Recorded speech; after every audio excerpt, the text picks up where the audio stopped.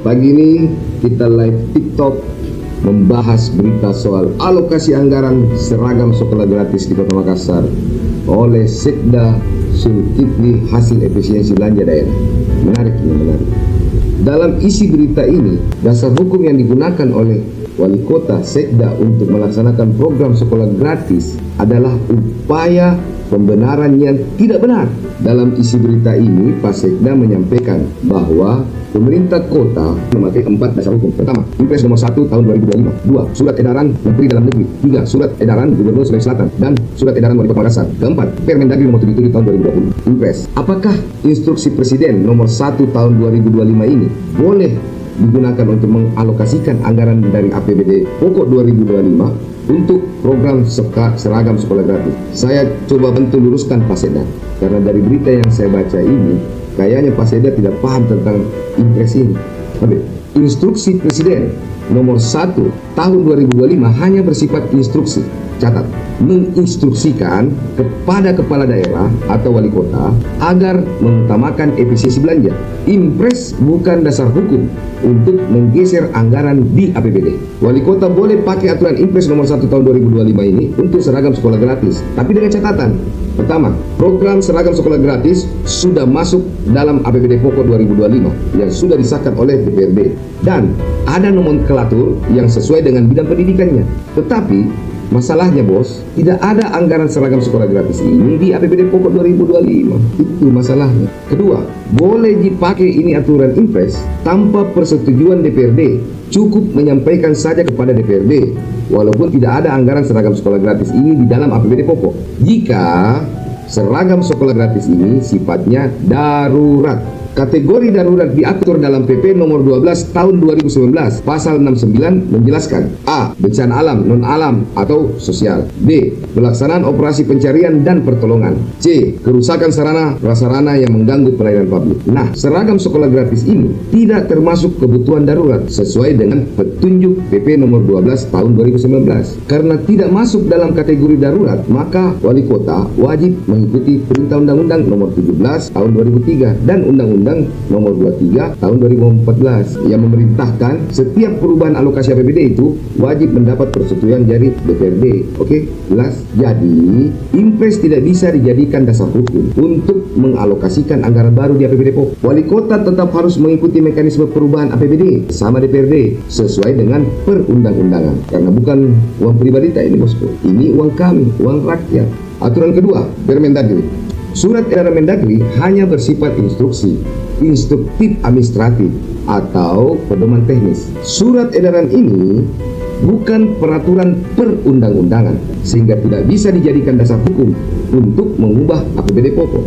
Untuk perubahan anggaran, pergeseran, penambahan, atau pengurangan, itu rujukan hukumnya atau landasan hukumnya harus pakai Undang-Undang nomor 11 tahun 2003, Undang-Undang nomor 23 tahun 2014, Permendagri nomor 77 tahun 2020. Program seragam sekolah gratis ini kan kegiatan baru, tidak ada dalam APBD pokok 2025. Nah, mekanisme pergeseran anggaran di luar pos yang sudah ditetapkan dalam APBD pokok wajib melalui persetujuan DPRD. Jadi, kesimpulannya, surat edaran Mendagri ini tidak bisa dijadikan alasan untuk mengalihkan anggaran dari APBD pokok bidang pendidikan ke pengadaan baju seragam gratis. Dasar hukum perubahan APBD tetap harus sesuai undang-undang dan persetujuan DPRD. Jelas? Kami tidak pernah menyetujui itu, karena kalau kami menyetujui itu kan melalui pembahasan anggaran. Ini karena diparsialkan, berarti tidak ada persetujuan dari kami karena dia melalui penggunaan anggaran parsial. Ketiga, tadi sudah saya jelaskan, surat edaran Mendagri saja tidak bisa dipakai sebagai landasan hukum pergeseran APBD pokok,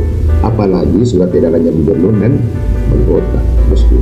Kita yang keempat, ini bagus. Permendagri 77 tahun 2020 memang mengatur pergeseran anggaran bisa dilakukan wali kota tanpa persetujuan DPRD. Yang dimaksud pergeseran dalam Permendagri ini ada 4. Pertama, pergeseran antar objek dalam satu rincian kegiatan. Yang kedua, pergeseran antar rincian objek dalam satu objek. Ketiga, pergeseran antar sub kegiatan dalam satu kegiatan.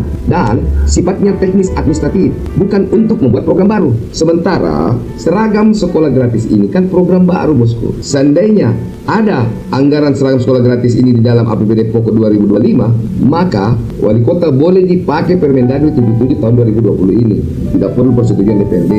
Artinya, pergeseran APBD hanya boleh dilakukan dalam program kegiatan yang sudah ada di APBD pokok, bukan untuk membiayai program baru seperti seragam sekolah gratis. Sebab program sekolah gratis ini tidak ada di dalam APBD pokok 2025. Keempat dasar ini yang digunakan oleh Pak Sekda hanya sebagai alasan pembenaran saja, padahal keempat dasar hukum tersebut adalah dasar untuk melakukan efisiensi anggaran. Catat, melakukan efisiensi anggaran, bukan dasar untuk melakukan pergeseran anggaran APBD. Paham? Sementara dasar untuk melakukan pergeseran anggaran diatur dalam perundang-undangan. Pertama, Undang-Undang Nomor 23 Tahun 2014. Kedua, Undang-Undang Nomor 17 Tahun 2003. Ketiga, Peraturan Pemerintah Nomor 12 Tahun 2011. Keempat, Peraturan Menteri Dalam Negeri Nomor 77 Tahun 2020. Kelima, Peraturan Menteri Pendidikan dan Kebudayaan Nomor 15 Tahun 2024. Program seragam sekolah gratis telah dilaksanakan oleh pemerintah Kota Makassar pada tanggal 21 Juli 2025. Sedangkan perubahan APBD 2025 ditetapkan tanggal 5 September 2025. Dengan demikian, ini adalah fakta hukum bahwa terjadi pelanggaran hukum, bahwa telah terjadi pelanggaran peraturan perundang-undangan dengan menggunakan kewenangan jabatan. Tipikor, sanksinya adalah pidana khusus. Ingat, penggunaan hasil efisiensi tanpa prosedur legislasi yang benar berpotensi korupsi. Dalam berita ini juga, Pak Sekda menyampaikan bahwa program pengadaan seragam sekolah gratis ini dilaksanakan dengan transparansi. Pertanyaannya, bisakah Pak Sekda transparankan itu tentang penggunaan dana 6 miliar yang Bapak pakai untuk kegiatan sosialisasi UMKM? Dipakai apa saja itu, Pak?